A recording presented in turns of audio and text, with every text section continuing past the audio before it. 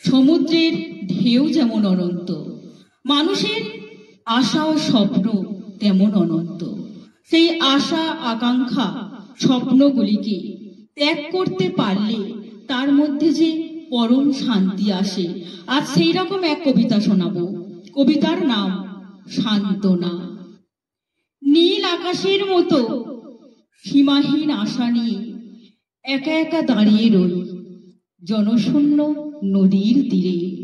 শত যন্ত্রণা বুকে নিয়ে সব স্বপ্ন মুছে দিয়ে একলা দাঁড়িয়ে আপন নীড়ে।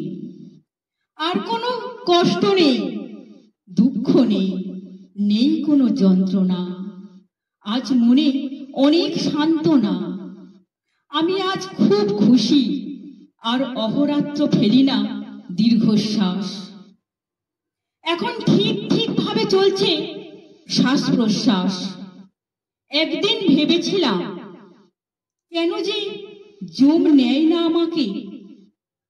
জানি সূর্য তো অস্ত যাবেই, কেউ কি ধরতে পারবে তাকে?